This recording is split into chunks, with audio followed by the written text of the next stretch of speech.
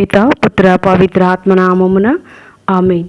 ప్రియ స్నేహితులారా, మీ అందరికీ దేవుని యొక్క ఆశీస్సులను తెలియజేస్తూ ఆగస్టు 21వ తారీఖు బుధవారం మొదటి పట్టణము యెహెజ్కేలు గ్రంథం 34వ అధ్యాయం 1వ వచనం నుండి 11వ వచనం వరకు, మత్తయి సువార్త 20వ అధ్యాయం 1వ వచనం నుండి 16వ వచనం వరకు ఈనాటి సువార్త పఠనాన్ని భక్తి శ్రద్ధలతో చదువుకొని ధ్యానించుదాం.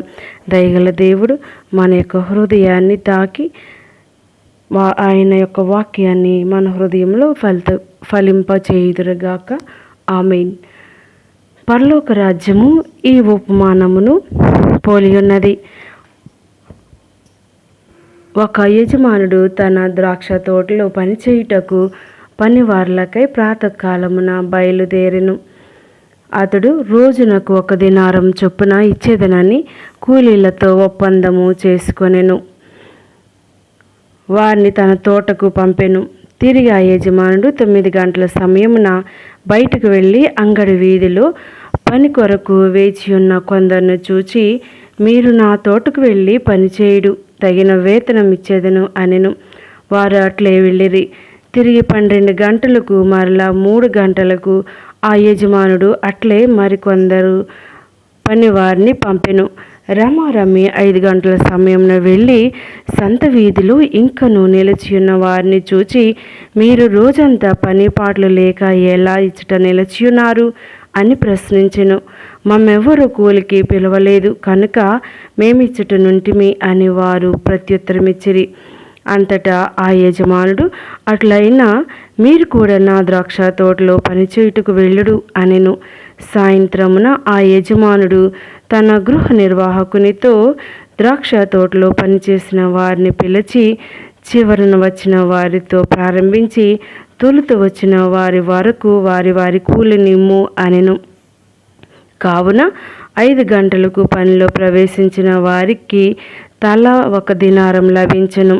తొలుత పనిలో ప్రవేశించిన వారు తమకు ఎక్కువ కూలి దొరికినని తలంచిరి, కానీ వారు కూడా తల 1 దినారమునే పొందిరి. వారు దాన్ని తీసుకుని యజమానితో, పగలంతా 12 గంటలు ఎండలో మండుటెండలో శ్రమించి పనిచేసిన వారు మాకును చిట్ట చివరన 1 గంట మాత్రమే పని చేసిన వారికి సమానంగా కూలి ఇచ్చితివేమి అని గొణుగుచు పలికిరి. అంతటా యజమానుడు వారిలో ఒకరిని చూచి, మిత్రమా, నేను నీకు అన్యాయం చేయలేదు. రోజుకు 1 దినారం చొప్పున నీవు ఒప్పుకొనలేదా? నీ కూలి నీవు తీసుకొని పొమ్ము. నీకు ఇచ్చినంత కడపటి వానికి ఇచ్చుట నా ఇష్టం.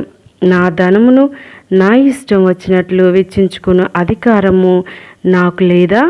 లేక నా ఉదారత నీకు కంటగింపుగానున్నదా అని పలికెను. ఇట్లే మొదటివారు కడపటి వారగుదురు, కడపటి వారు మొదటి వారగుదురు అని యేసు పలికెను.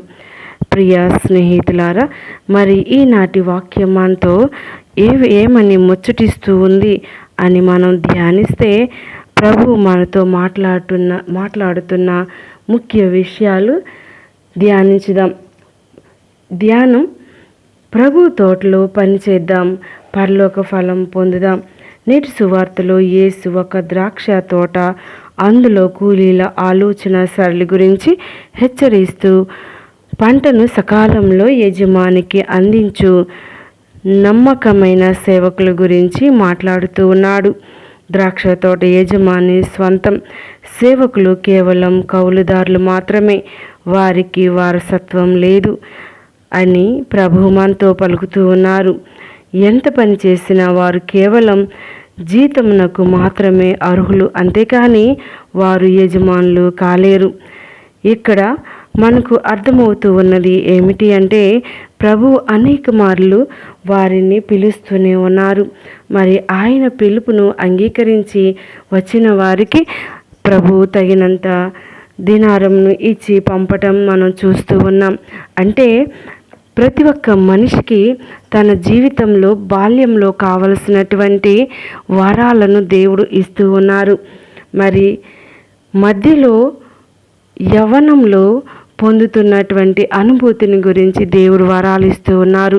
మరికొంతమంది యవ్వన వయసు దాటినాక మధ్య వయసులో కొంతమంది వారి జీవితాలను మార్చుకొని మరి ప్రభువుని వెంబడిస్తూ ఉంటారు. మరి వారికి తగినట్టుగా ఫలాలను ఇవ్వటం జరుగుతూ ఉంది. ఇంకా కొంతమంది చివరి దశలో కూడా మారు మనసు పొంది జీవితాన్ని ప్రభువుకు అర్పించడం జరుగుతూ ఉంది. ఎందుకు ఇన్ని దశల వారీగా ప్రజలను, కూలీలను ప్రభువు పిలిచారు అంటే, ప్రభువు ఇక్కడ ఉదారత కలిగిన వాడు అని, ఓర్పు కలిగిన దేవుడు అని, ప్రజల పట్ల ఓదార్పును కలిగిన వాడని మనకు తెలియవస్తూ ఉంది. ప్రియ స్నేహితులారా, అదేవిధంగా ప్రతి వయసులో దేవుడు అనేక తలాంతులను మనకి ఇస్తూ ఉన్నాడు.